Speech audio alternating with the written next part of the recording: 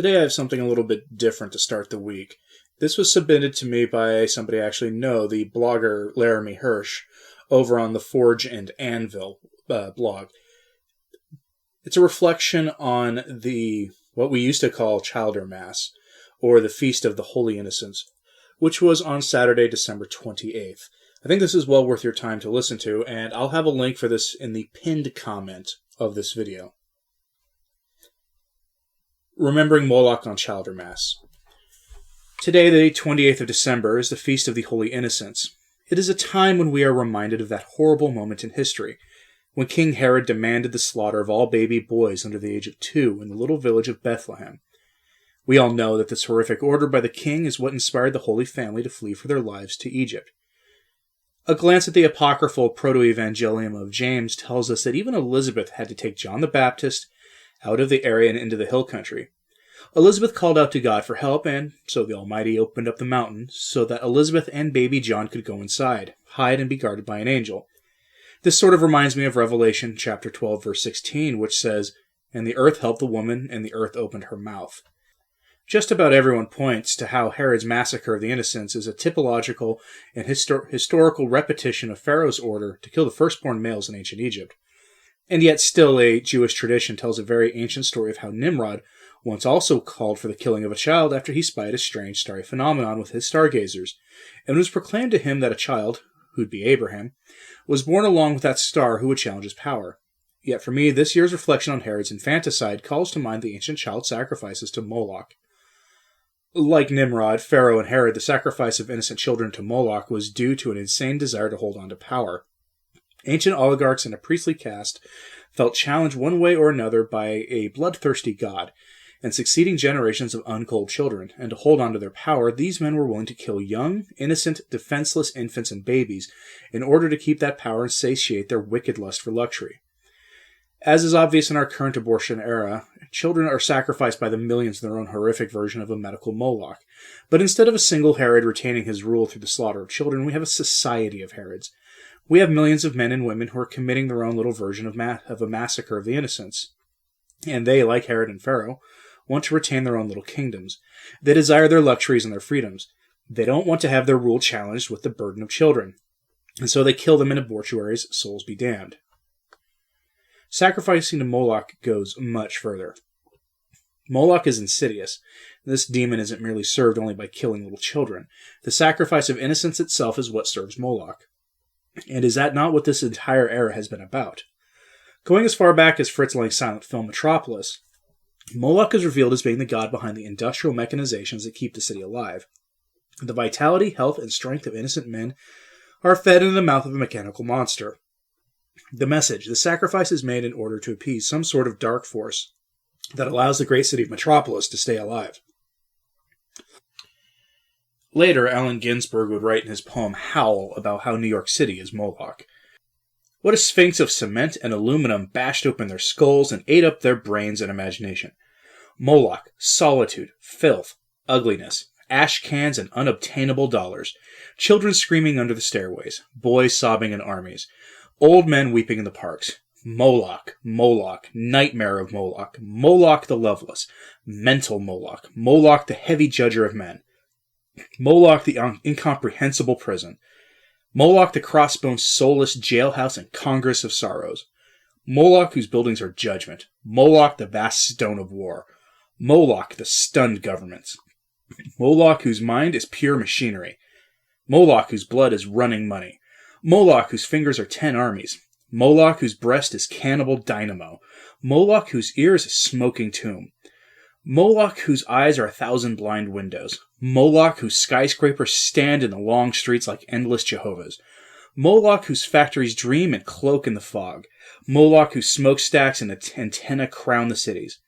Moloch whose love is endless oil and stone, Moloch whose soul is electricity and banks, Moloch whose poverty is a specter of genius, Moloch whose fate is a cloud of sexless hydrogen, Moloch whose name is the mind, Moloch in whom I sit lonely, Moloch in whom I dream angels, crazy in Moloch, expletive deleted in Moloch, Lack, love, and manless in Moloch. Moloch who entered my soul early. Moloch in whom I am a consciousness without a body.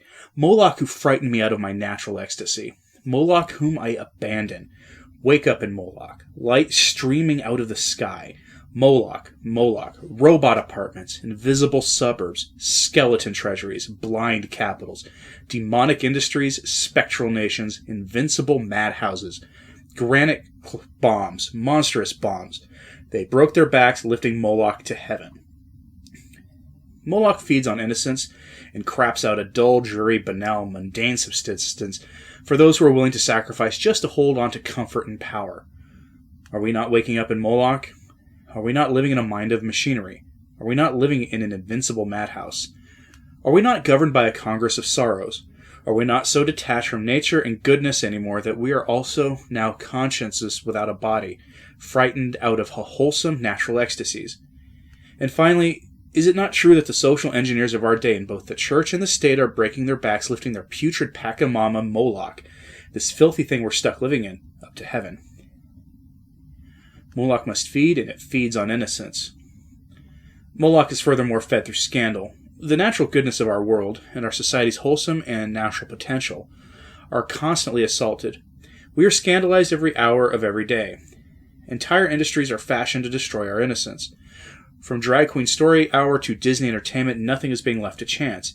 Every kernel is being put into the fiery belly of this beast. All the seed corn is being burned up so that future crops cannot be planted. In return, the wicked world is allowed to feel good about itself. Faithlessness and hopelessness in Christ's church are encouraged by the scandalous behavior of our current pope and his hierarchy. I could easily point out Shawnee, who recently decided to abandon his Catholic faith. But many other people like him, people who are sick and tired of a corrupt church institution, have also been led into schism because of the very confusing and complicated Gordian knot that the infiltrated church has found itself in. And so, with people going into their own schismatic paths from the Catholic Church, their wholesome charity grows cold. Bitterness, cattiness, and venom result. Their potential innocence, jocularity, and good humor are lost. They are now vicious and feral. Ordinarily, when sheep are protected by a shepherd, they are fed, cleanly groomed when the time comes, and they congregate in the open pasture. However, without a shepherd, disturbed feral sheep run for cover. They grow a thick woolen fleece, and their horns grow long. If cornered or protecting their young, they will stomp their foot in an enemy and kick at whoever approaches. Excerpt from We Are Becoming Feral Sheep. The innocence of everyone is disappearing. People do not even know how to speak to one another. Tensions are exacerbated. Our society is subverted more and more every day. Were it not for our creature comforts and technology, we would have already had a civil war by now. But Moloch has paid us our dividends. The exchange has been made, but this has come at a terrible cost. And because iniquity hath abounded, the charity of many shall grow cold. See Matthew chapter 24, verse 12. Conclusion. Upon learning that Herod even killed his own son, 5th century Emperor Augustus cynically remarked that it is better to be Herod's pig than his son. The same is true for our day. In our upside-down world where everything is reversed and condemned in a forced, perpetual, and unwanted Saturnalia gone too far, even wild pigs are extolled by out-of-control earth-worshipping leftists. Our culture is guided and dictated by a politico-cultural force whose 3 pillars are sodomy, infanticide, and communism. Innocence is more than massacred in our day. It is pulverized and pureed. Moloch must feed. Moloch is served.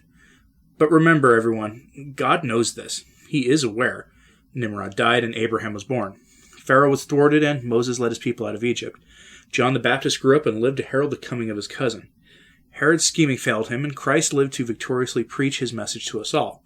The ancient Moloch statues no longer burn their satanic fires, even if certain men in Rome still pine for such things.